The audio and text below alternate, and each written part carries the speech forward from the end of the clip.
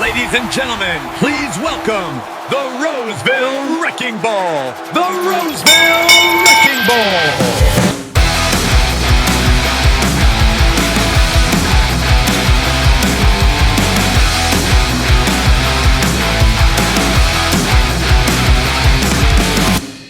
Joshua Shrum. He is a very talented steward, very knowledgeable. The Roseville Wrecking Ball. This is one of those podcasts where I listen to every episode. I love what he's putting out there. The Roseville Wrecking Ball. Josh Shrum. Parcels of Knowledge. Does a fantastic job with that podcast. The Roseville Wrecking Ball. He is an Article 8 scholar, and thank God. We need Article 8 scholars right now. Tune into the Parcels of Knowledge podcast while you're on the route. That's the mailman's playbook, brother. Good morning and welcome back to Parcels of Knowledge, the podcast dedicated to delivering knowledge to the city letter carrier with your host, the Roseville Wrecking Ball. Today we're going to have a short episode.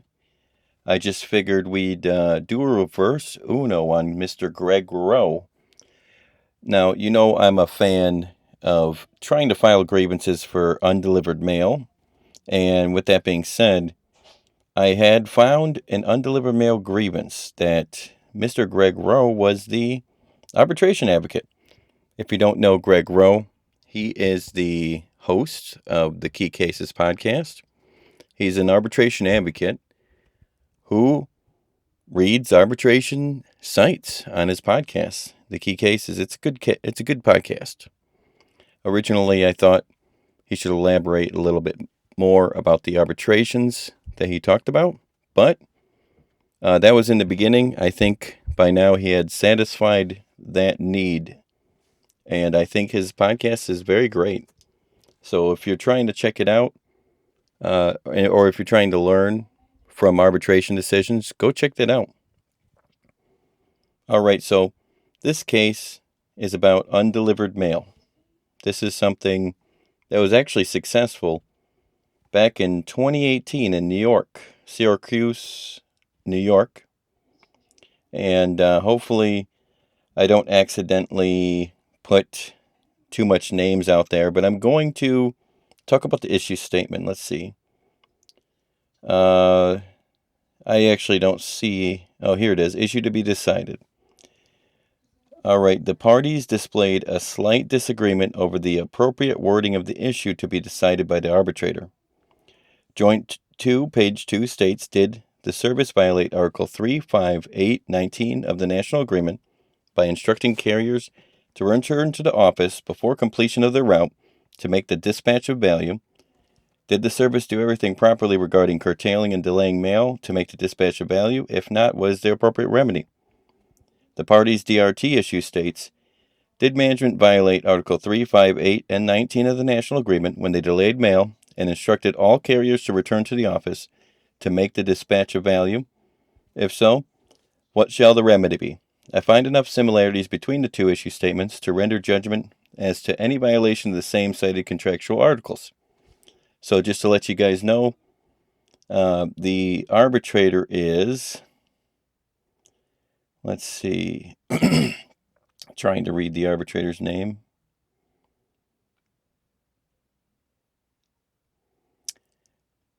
I can't actually understand his handwriting. So that sounds like something like a position I would be in, because my handwriting is terrible. But his is actually not bad. I just don't understand what it says. So I'm not going to go through the union's position. And I'm not going to go through the Postal Service's position. I'm going to go straight to the findings. And the reason why I'm reading this today is that we've got a lot of this going on right now. Mail not being delivered because of a artificial window of operation. You know, something that a dispatch of value type window of operation. And I think this is a very important subject that we need to fight as thoroughly as possible. With that being said, I think we should look into cases that were successful to find similarities, and in doing so, also develop our cases similar to what they were. So I'm just going to go straight to findings and opinion of the arbitrator.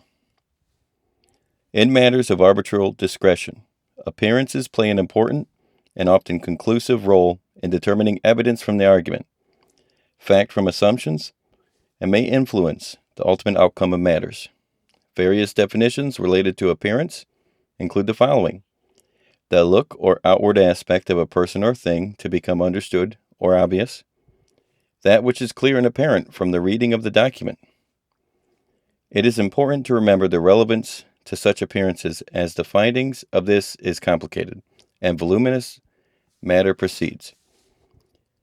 The union, who rightfully bears the burden to prove a violation of the parties' agreement by management, argues that the Postal Service, through their agent, violated Article 3, management's rights.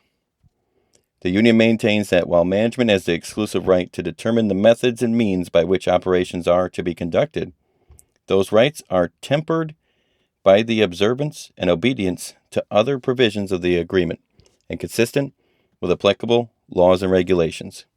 Further, the union argues a violation of Article 5 of the National Agreement, which mandates that management not take any unilateral actions relating to wages, hours, or other terms and conditions of the NLRA which may violate the agreement or are otherwise inconsistent with its obligations under law.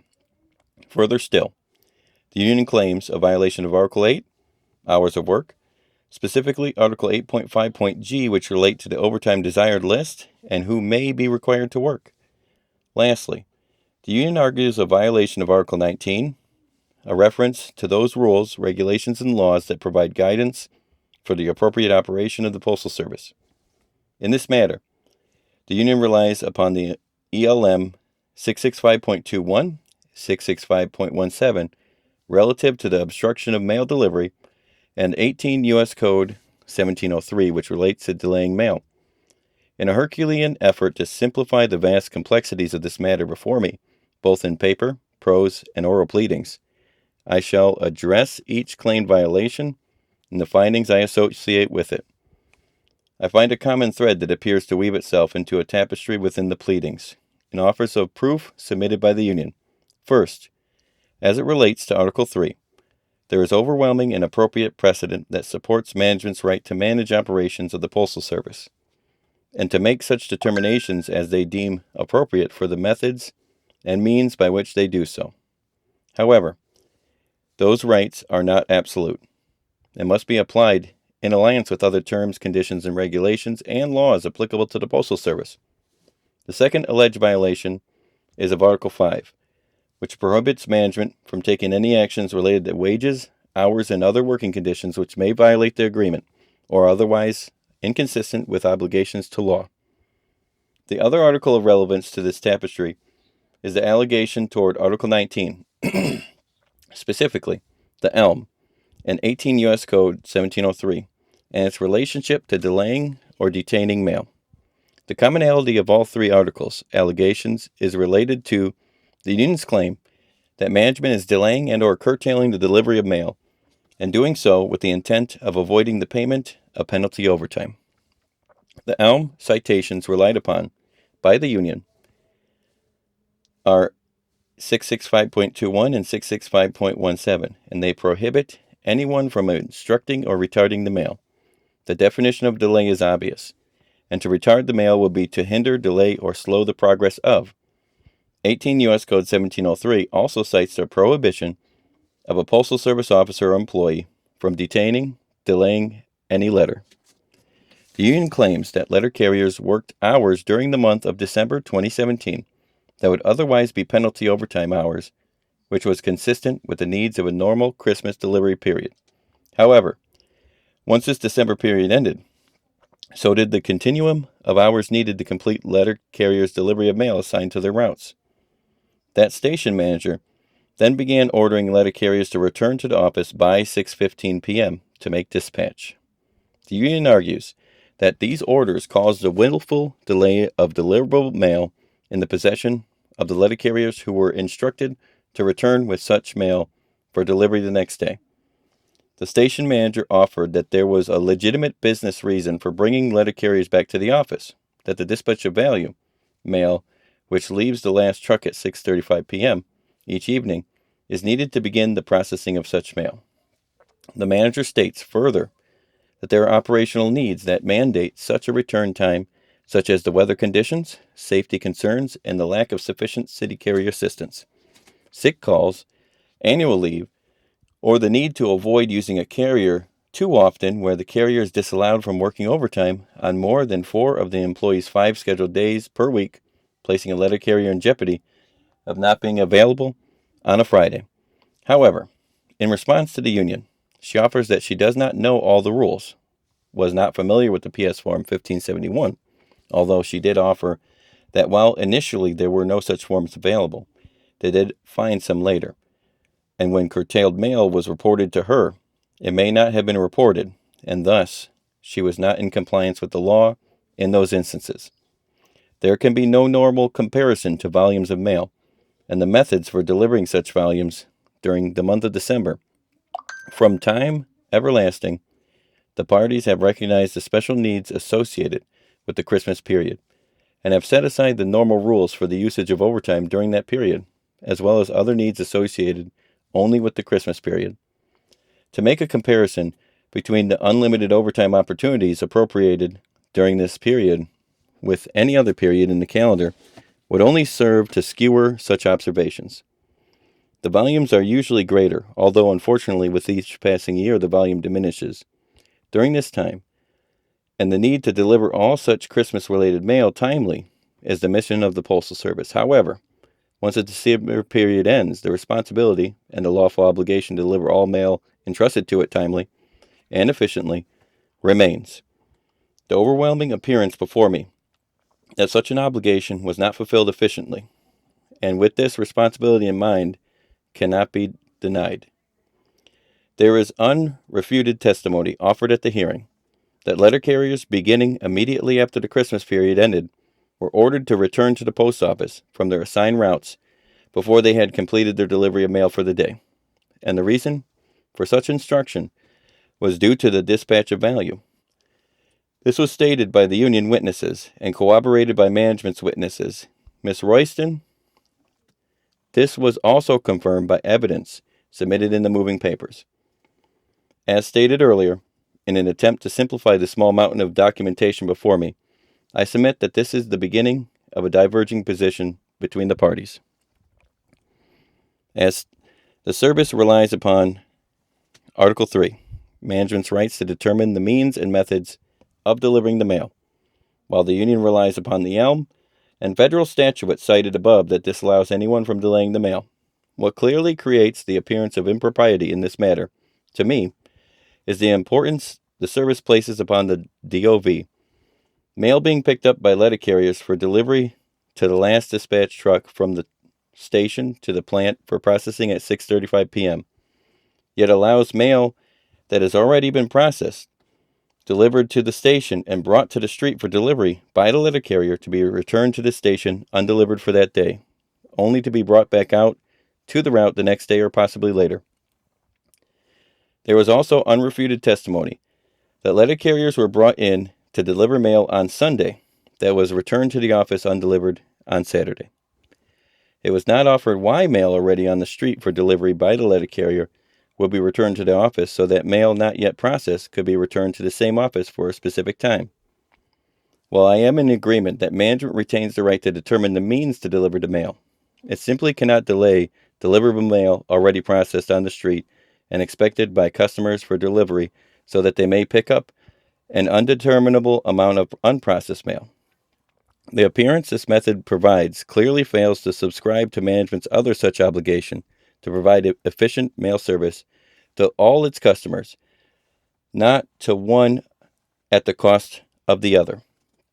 Surely, there remains other opportunities local management may employ to ensure timely and efficient delivery of mail from the station. Many viable examples were offered in the moving papers, as well as at hearing, should a determination be made by management that a letter carrier will not finish the route timely. One such mean is the use of overtime. To those on the overtime desired list and or mandatory overtime for those not on the list in such dire situations. Again, to simplify, one need only review the unnumbered work-hour workload reports submitted for the period cited in this grievance, which demonstrate clearly the number of letter carriers who are available to work overtime or additional overtime hours. The appearance of such availability should eliminate any such claim that carriers either could not finish their routes in time or otherwise deliverable mail already on the street for delivery had to be returned to the office. Another contention raised by the union is that such delayed mail as described above was not properly reported by management at the station to the district office. The station manager acknowledges in her hearing testimony and her written grievance decision that, due to miscommunication between the opening supervisor and closing supervisor, management did make errors in the reporting of the returned mail, and I, as the manager, failed to check on this report, as I have been given these numbers directly. The union contends that this failure was a deliberate attempt to hide the amount of delayed mail each day from the district, and that the station was only one of 7 failing to report such numbers. The arbitrator cannot make such an educated judgment as to the reasons or motive, if one, for this repeated failure. However, the appearance of such, and acknowledgement of the manager of such, can only lead to a negative conclusion that supports the union's contention. This is a failure on management's part that adds to the union's argument that the manager has violated the agreement. Further, the manager argues that management did not receive 1571s from the carriers as they were not requested by the carriers. PS Form 1571, the undeliverable mail report, further still, the M39, requires the manager to review any forms 1571 from the preceding day. Section 144.75 offers that the manager should require carriers to complete Form 1571 in the morning for undelivered mail. The union's contentions related to the mail ordered to be returned to the office from the route at the end of the day, thus curtailing delivery of such mail. Under this scenario, the appropriate reference appears to be M39 Section 111.2.j. The delivery service manager must on a daily basis issue 1571 when the carrier is instructed to curtail mail, indicating action thereon. The manager offers at hearing and in her grievance decision that letter carriers did not request 1571s, and if they truly wanted one to write their curtailed mail on, they could have used a piece of paper and submitted it. This response completely undermines her responsibility. Pursuant to the M39, to have the forms available, the manager testified that for a period of time she did not know either where they were or did not have any.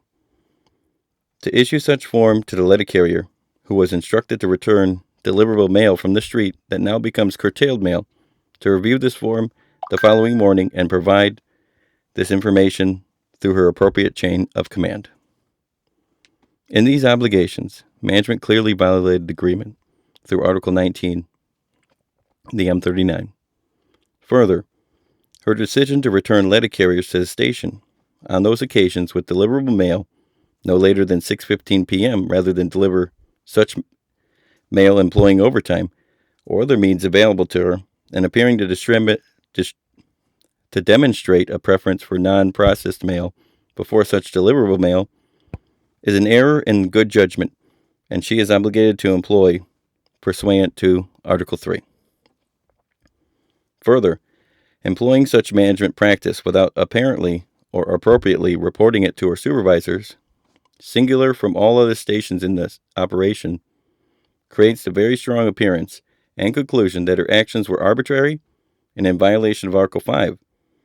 The other contention by the union is that management violated Article 8.5.g of the agreement, that the letter carriers, who were instructed to return to the station on those occasions, while still in the possession of deliverable mail, should have been allowed to work overtime, or additional overtime inclusive of penalty, to complete their deliveries, and that the manager employed such a practice simply to avoid the payment of overtime, or penalty overtime. This article states throughout Section 5G that employees may be required to work overtime. The submitted arbitration decisions address those employees who were on the OTDL but were denied overtime, while those not on the list were given overtime. This is not the contention in this matter, apparently. Here the union argues that management was returning the carriers to the station early to make the dispatch of value, or known also as a window of opportunity, in the submitted decisions simply to avoid payment of penalty overtime. I have previously concluded that management placed a premium on bringing the collected mail to the station for dispatch over the delivery of the carrier's mail, thus ensuring their DOV.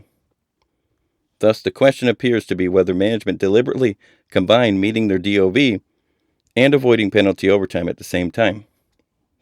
There is ample precedent that management can establish such a DOV or window of operation when it is efficient to their operations. However, that opportunity must be respective of all other articles, regulations, and statutes. Arbitrator Braverman stated in relevant part, the fact that the established window of operation is based upon reasonable considerations, however, is not sufficient in and of itself, and to relieve the employer of its responsibilities pursuant to Article 8.5.g. When the establishment of a DOV, or window of operation, serves the efficiency of the service's mission to deliver the mail efficiently and economically, without interfering with other contractual or legal obligations, there can be no reasonable argument sustained. However, in the matter before me, the manager offered no compelling nor efficient reasoning for what appears to be an arbitrary business practice. Arbitrator Campagna offered a most reasonable and succinct explanation that may be applied to the matter before me. The arbitrator is of the opinion that the service has the continued right to establish an operational window or a service goal in order to effectuate the timely delivery of mail, as well as the timely dispatch of mail brought back to the station by carriers. However, once the service establishes its operational window, it must be prepared to provide the necessary resources to carry out its mission, and manner and method it chooses to do so cannot violate the terms of the national agreement. In instant matter, the appearance established and evidence supported that the service failed to give due consideration to both the timely delivery of mail along with the collection of mail, and arbitrarily implemented a local policy that both improperly curtailed mail and in doing so denied letter carriers the overtime opportunities that should have been utilized to meet its mission on those occasions. Further, the M39 provides that managers are responsible for developing and maintaining their units at a high degree of efficiency and for assuring that USPS standards are maintained. Further emphasis is placed upon the constant need for those close coordination between managers so the most practical and cost-effective work methods possible can be implemented. The appearance before me and the evidence concludes that the manager did not actively attempted to avoid the use of overtime, including penalty overtime to deliver mail, and she curtailed mail rather than pay such overtime, and then failed to properly report such delayed mail and or ensured that the letter carriers were filling out PS Form 1571 when instructed to return to the office with such deliverable mail. Making one's DOV simply cannot come at the expense of another contractual and legal obligation. For the reasons set forth within this opinion, I find the service violated these articles cited by the union. This grievance is sustained.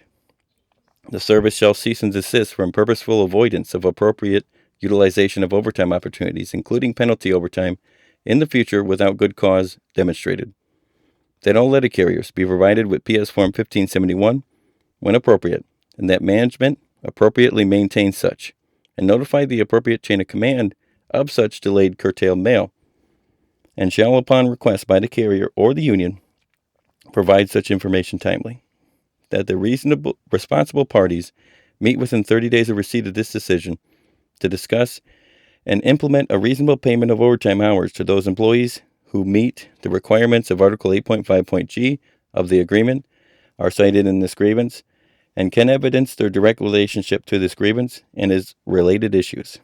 That the parties work cooperatively to reach a reasonable monetary settlement of this grievance without undue delay. The arbitrator shall retain jurisdiction. The service asks that any remedy be limited to a 14-day period. However, I must respectfully decline as the union filed this grievance as an ongoing or continuous grievance, and such, no similar limitations shall be applied. I thank the advocates for their preparedness and professionalism. Counsel for each party well represented their respective interests. So, good job, Greg Rowe. Yeah, that's a really important decision right there. I think it was being passed along not too long ago, but that's what we need to focus on. We need that outcome. And I know there's plenty of stewards out there right now filing for this undelivered mail. So if that arbitration can help you, then make sure to take some arguments from that arbitration, implement it into your case. I know mine was based on a dispatcher value as well. I didn't think to use the argument that, hey, management's putting more importance on the mail being dispatched rather than the mail that should be delivered today. But almost all those arguments are in my case file. But I'll be sure in the future to put that extra one in there. Hopefully you learned something valuable today. And as always, have a good day. If these guys are getting educated, we will be in big trouble.